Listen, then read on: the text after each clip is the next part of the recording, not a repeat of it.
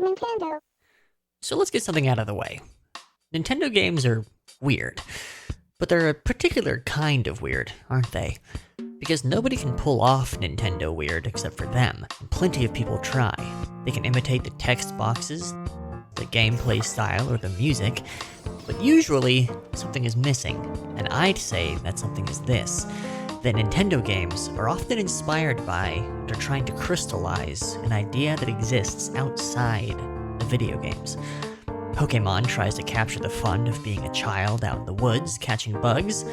Pikmin tries to capture the fun and stress of tending to a garden. Well, I assume you've seen the title of the video and you know what game we're talking about, so what idea is Animal Crossing trying to convey? So, everyone knows that moving sucks. Nobody likes it. You have to pack up your whole life, fit it into a truck, wave goodbye to everyone and everything you know, make a slow drive to your destination, and then unpack your whole life. Then, if that's not enough, that's not even the worst part. I just made the biggest move of my life, so I would know. No, the hardest part is giving up the routines. All the countless little things that we do and know and collect in our minds that make our lives our lives. In my old city, I knew what times the shops opened and closed. I knew how much a movie ticket cost, what day to put the trash out. I was in tune with the weather, the traffic, the people. Those are the things that I miss the most. The things that belonged to the space. And they're going to be different no matter where I go. Now, all those things have changed. When you move, your day-to-day normal goes completely out the window. I don't even know what my bedtime is anymore. But eventually you settle in, right? Of course, but settling in takes time. And it takes effort. Enter the original Animal Crossing. Or as some people call it, the one where the animals are assholes. If I could give it a different nickname, it's the one where time matters the most. Everything in the game takes time. When you dig up fossils, you have to mail them off to a faraway museum to have them appraised and wait for the next day to actually donate them. Shops open and close at set times with no way to change them. Trees take 3 real-time days to grow. And, one of my favorite things, there's an actual dump in the village with a set garbage day. How many games have a dump? Now, some of these mechanics have survived the passage of, well, time into each new entry, but some of them haven't. The back of the box of the original Animal Crossing says that the game keeps happening, quote, every second of every day, whether you're there or not. And it really commits to it. This is a town with set routines and schedules. People move, life goes on, the clock keeps ticking. You're just along for the ride. And what else takes time? Making friends. So it's true what people say, the villagers in GameCube Animal Crossing are assholes. It's honestly hilarious. But it also serves the same function as the rigid, ever-moving schedule of the game. You just move there, so you have to learn to fit in. These animals already lived here. They have quirks and idiosyncrasies that you're not going to be keyed into at first. But eventually you will. You'll memorize when the shops open, what days are trash days, what each villager likes and dislikes, the countless little things that you'll come to do and know. And eventually, it'll feel like home. There's one more way that the OG Animal Crossing is unique in its series. It's on a home console, where every other one has been handheld. Want to check in on your town on a road trip? Sorry, it's sitting on your GameCube back home. And you know what? I like that too. I think there's value in having a specific space where you do a specific thing. Wherever your GameCube is where your town lives. It's where you unwind after a long day, or maybe it's where you start your day. It's a ritual. Animal Crossing existing in one physical space in your life allows it to spread its roots and become grounded there. It's a place you have to go to. In this way, Animal Crossing functions not only as a simulation of moving to a new town, but as a companion for moving to a new town. It's a friendly face, a miniaturized version of all the little things, good and annoying, that come with completely changing your life.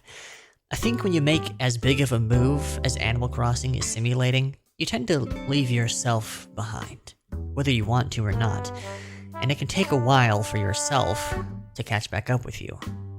Animal Crossing is a sturdy post to lean against while you wait for yourself to come back. I like when a game is bold enough to insist upon a certain kind of experience, and of all the Animal Crossings, the original insists the strongest. Each sequel has insisted less and less, and with a quieter voice, which is why I think no sequel has managed to do quite what it did.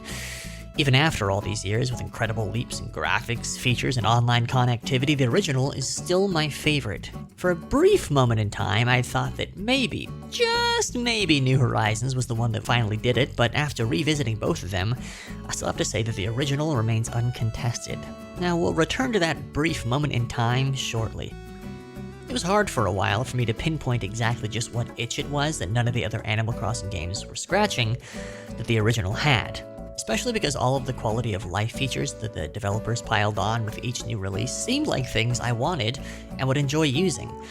But then I returned to the original, and while all the numerous ways the game inconveniences you and makes you wait for things initially felt like running flat into a brick wall, I realized something.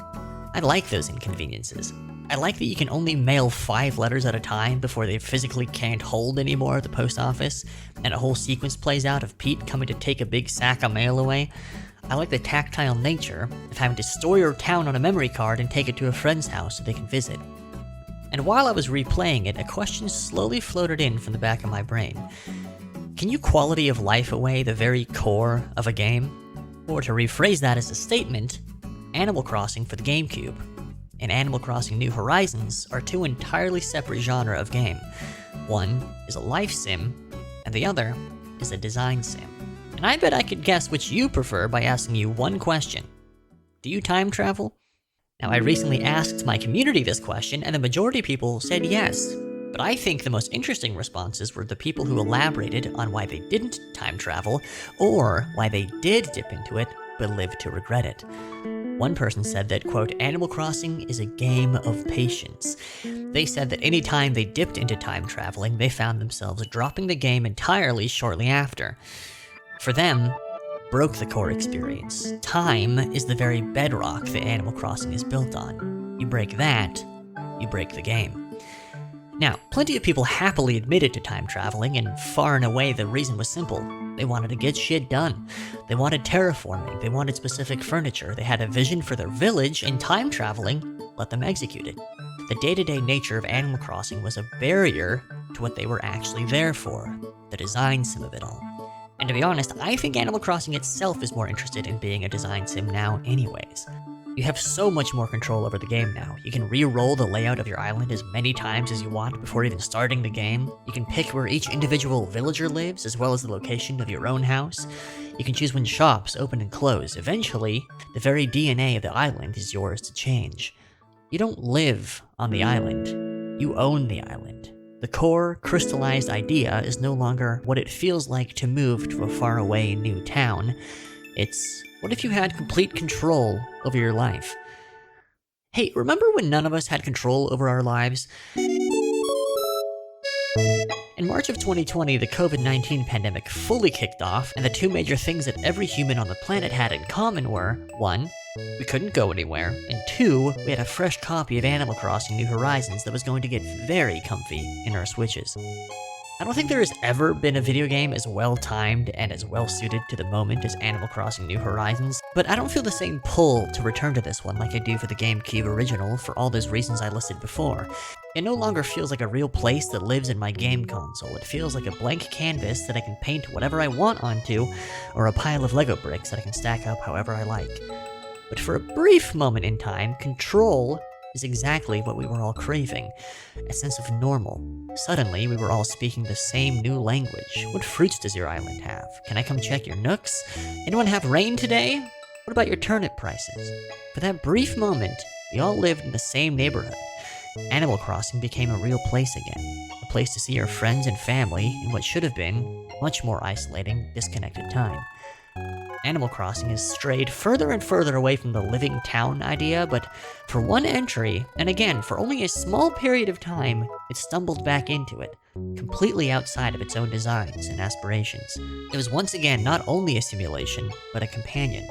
It spread its roots into all of our living rooms and gave us a routine again. It gave us countless little things to do, know, and collect in our minds to make our lives feel like our lives again. Animal Crossing isn't really what I want it to be anymore, but for a moment, it was what me and my friends needed to feel together, and I think it was that for a lot of people. But we're 3 years removed from that, and someday, I'd like to move again. Somewhere new. Somewhere that I don't own. I won't be the mayor of this place or the city planner, and truth be told, I have no real interest in owning what goes on in Animal Crossing or in any game. I don't want it to feel like mine, like it belongs to me. I want to belong to it. What the original Animal Crossing says loudest to me is that a video game space can exist, and meanwhile you can exist in it, and that can be enough.